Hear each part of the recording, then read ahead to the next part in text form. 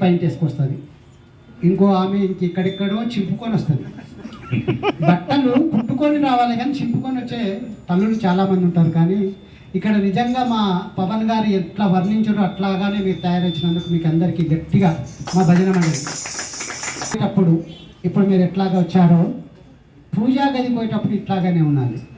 కానీ మా కాలనీలో ఇట్లా లేకుంటారు, వాళ్ళకి ఒక ప్రత్యేక డ్రెస్ ఉంటుంది. మీ దగ్గర ఉందో లేదో డ్రెస్ ఉందా? ఉంటుంది. ఆ పిల్లవానికి కొద్దిగా నాసికం నుంచి ఏమో వస్తుంది, దాన్ని తీసేది దాంతోనే. ఎన్ని రకరకాల పనులు ఆ నైటే. కాబట్టి అలాంటి నైటితో పూజ చేస్తే ఎంత పవిత్రమో మీరు గమనించండి. ఈ విషయాన్ని అందరికీ చెప్పి మన పూజా విధానాన్ని కూడా చేంజ్ చేసి మంచిగా అమ్మ దగ్గరికి ఎంత పవిత్రంగా పోతే నా బిడ్డ ఎంత మంచిగా ఉంది కదా సంతోషిస్తుంది.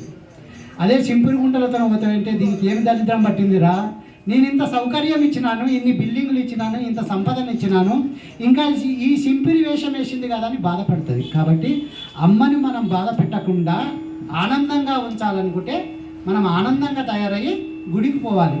గుడికి పోయేటప్పుడు ఇంట్లో ఎన్ని సొమ్ములు ఉంటే అన్ని తీసుకొని పోయి వేసుకొని అమ్మకు చూపించండి, సంతోషిస్తుంది.